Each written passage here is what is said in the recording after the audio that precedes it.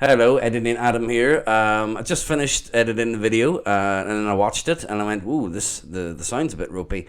What it is that in the edit, I'm trying to turn up Tom's voice. I'm trying to make him louder, whilst it doesn't affect how loud I am as well. So at one point in the video, about 3 minutes in, it will peak and get a bit loud. Not like deafeningly loud, but it'll be noticeable. It'll spike up, and then it goes back down again. And then things pan out then across the video.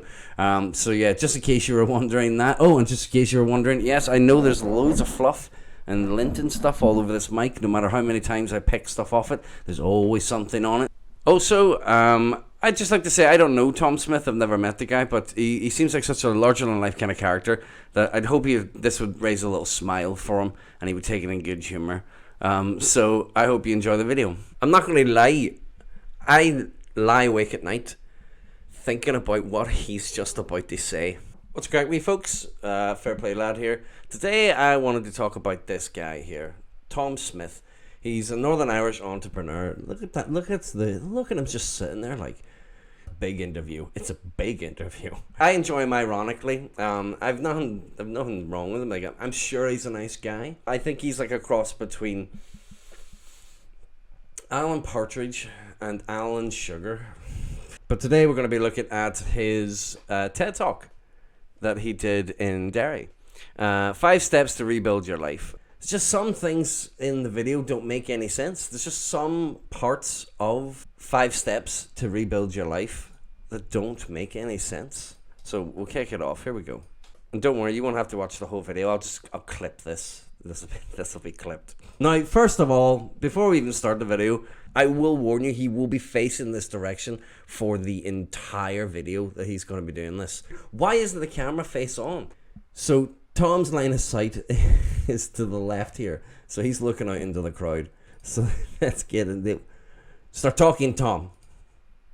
It was Saturday the 27th of March 2004. I was in a Porsche dealership in Belfast, excited to be buying my first brand new car. It was actually my birthday. You can imagine the excitement I felt. I remember how I looked. I had just walked off a building site. He's talking to me as if he is like a 6-year-old child telling you about their birthday. You know, oh my god, I went to a Porsche dealership on my birthday. You can imagine how excited I was, Granny. It's like, yes, Tom. There's a thing in Northern Ireland where whenever you were like doing like you were talking in front of like the assembly or something, like let's say you were a head boy and you were talking in the assembly, you would have to do a thing where they have to get you to enunciate. So they always go enunciate. Open your mouth and say words. So everybody goes like, I had a really good time on my holiday. The tractor had a really big wheel on it. That's what it sounds like to me. That's all it just sounds like he's doing this in front of his class. That didn't matter to me though, because I was going to buy my new Porsche. I had just agreed the price with a young salesman, who by the way, was looking at me as if, is this guy for real? You have walked into a Porsche dealership, okay? And you walked up and you went, I want to buy a Porsche.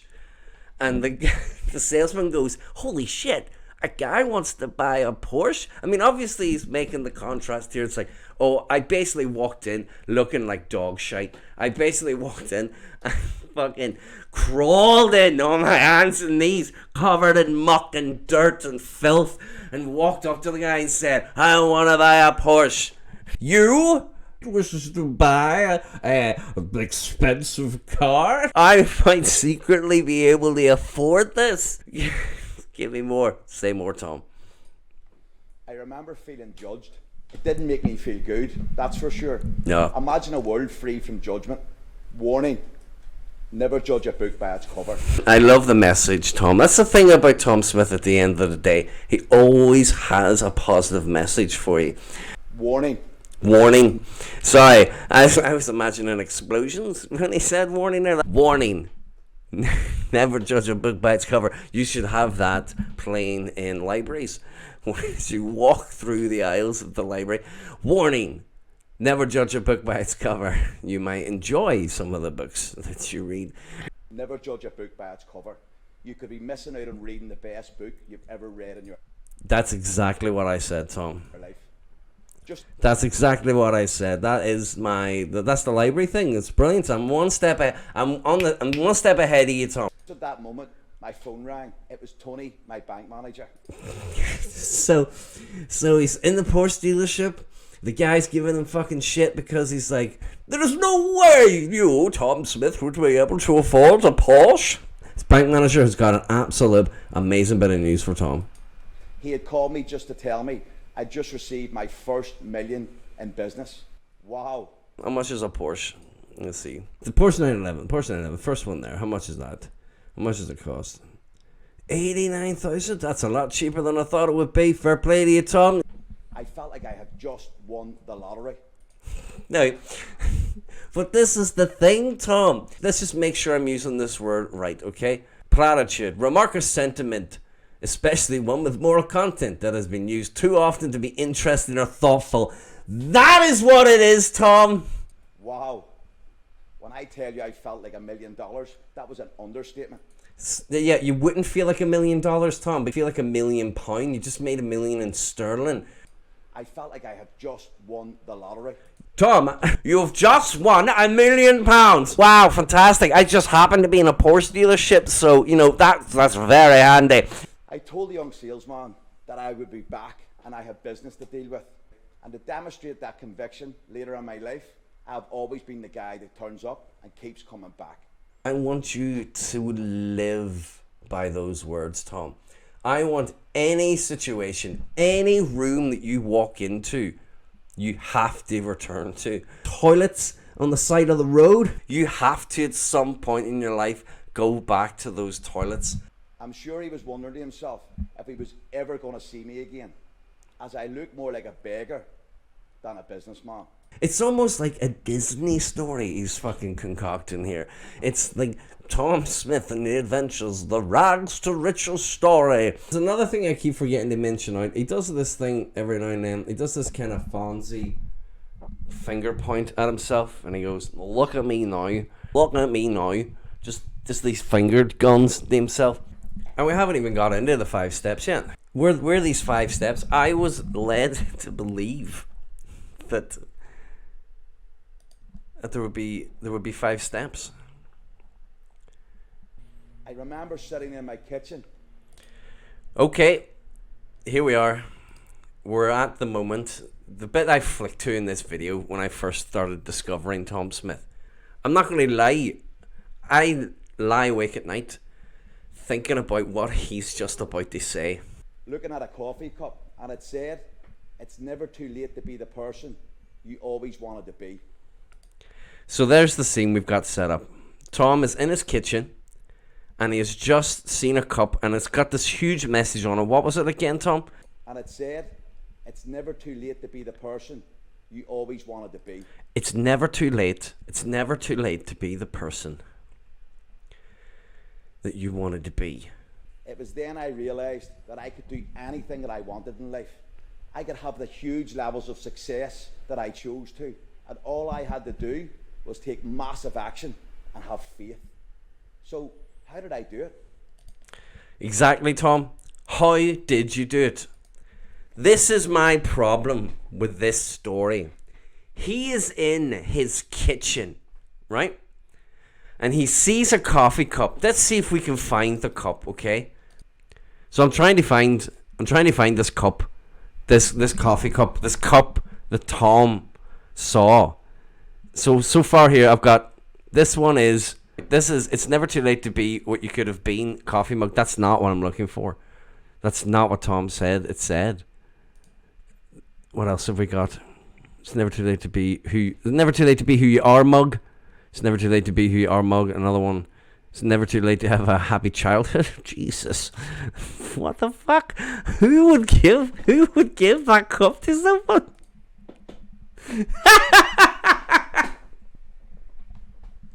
Who is giving this mug to people? It's never too late to have a happy childhood. Imagine you gave that to somebody that had been like a really, really rough childhood. It's never too late to have a happy childhood. You could invent a time machine, maybe quantum leap back in time into your old body and relive your childhood. It's never too late. Jesus Christ. I can't find this cup that he talks about. And even if the cup did exist, the story doesn't make any sense. So, Tom is telling us that this is the moment that he had an epiphany and was like, that's I'm gonna be, it's never too late. What does he fucking says? What does he say? It's never too late to be the person you always wanted to be. It was then I realised that I could do anything that I wanted in life. Fair play.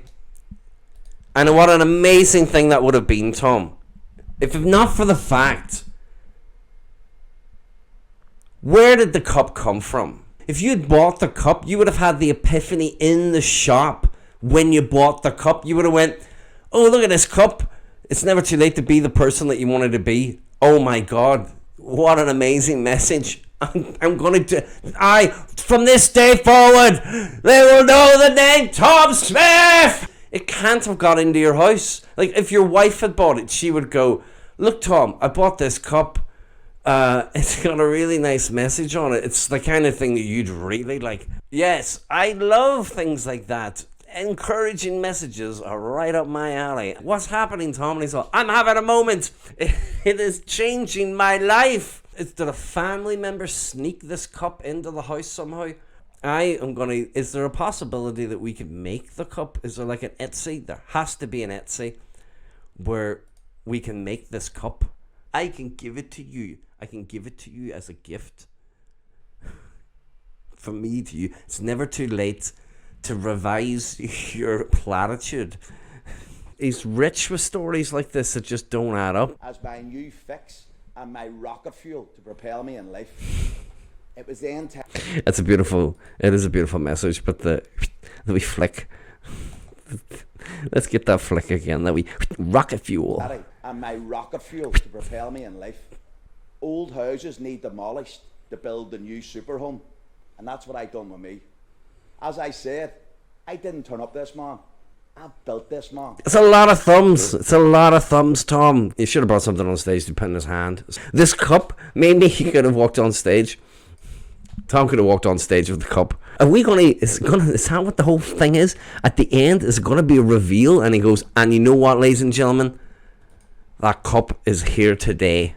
And I built it on the 5 core principles of my life.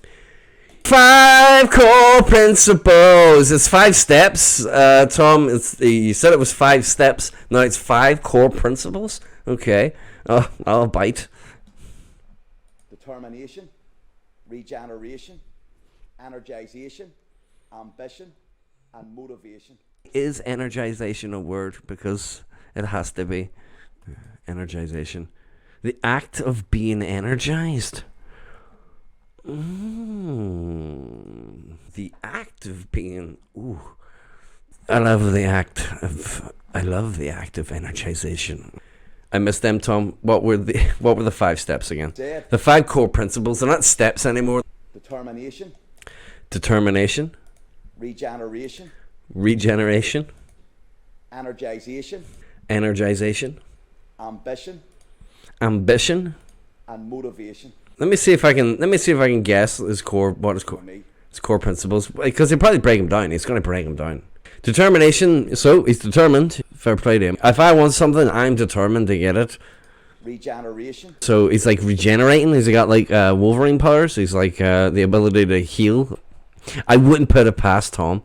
I wouldn't put it past him. Energization, the act of being energized. Is he getting up every morning and he's like performing some sort of like ritual or something, and his wife's like, what are you doing? I'm energizing. Shush, quiet. I have to concentrate. Ambition. Obviously he's quite an ambitious man. Fair play to him. Like goes without saying, ambition. He's got ambition. Motivation. And he's motivated. And these words actually spell dream. Warning. Don't judge a book by its cover. Oh my God, they spell dream. When I say determination, I mean I became an unmerciless force prepared. He became an unmerciless force. Tom prowled the land like a mist, killing indiscriminately men and women and children. I became a juggernaut I became relentless and fearless. I had the Wolverine reference, and now he says he's Juggernaut. Regeneration. I had to learn how to evolve again. See, this is what I'm talking about. These are the moments. I had to learn how to evolve again every single day. And I don't So what does that even mean? So you like get up out of bed, flop onto the floor like a little fucking mud skipping fucking, you know what I mean? And then go into the toilet, then you do your fucking ablutions. I had to learn how to evolve again every single day. And I don't mean just in my mind. I mean my body and soul. Not just in his mind. Not just in my mind. I had to evolve in my mind. What's wrong, Tom? My brain is poorly evolved. I need to evolve in my brain every morning. It's a very positive message, but it's just nonsense. Like, that's not nonsense. I'm hard on Tom. Energization. Here we are. If he's evolving every morning, both in mind and in fucking body, what the fuck is the act of energization? That's what we're looking for, the act of energization. I made my energy so big, it filled the room. It became... Because it's a fact. It takes the same effort to dream small as it does to dream big. It is a fact. When you lie in bed at night and your brainwaves are dreaming away, it takes the exact amount of energy to dream that much as it is to dream that much. So how did I get here? You freaked out a guy in a Porsche dealership, had an epiphany with a coffee cup. We were promised 5 steps. This is the moments where it's just blah blah blah. Just be happy and just do what you can. Anything you want can be done. Just think about it. If you thought about it for a, you've seen the dreams that you have, they're unimaginable, man. You can just dream as much as you want, and then you can dream a little bit further. There's always an opportunity to dream just a little bit more, and you can do that if you want. I haven't even talked about this little circle carpet that he's on. That's kind of bunching up a little bit. It's like, if he doesn't fly off on that thing at the very end of this, and then he ends and goes, and I completely forgot to mention, I have a magic carpet, and I'm about to leap out the door, just... Tom, can you please explain why you're getting such high levels of success? Please explain, Tom. I was honoured to be asked this, but it was challenging for me to ask, so I've come up with a word which gives the perfect answer. Abracadabra. He says he came up with that word. He says he came up with that word. You kidding me, Tom? Are you now claiming that you came up with abracadabra? You've got to be joking me, man. Let me hear that again. So I've come up with a word which gives the perfect answer. Abracadabra. Oh my God!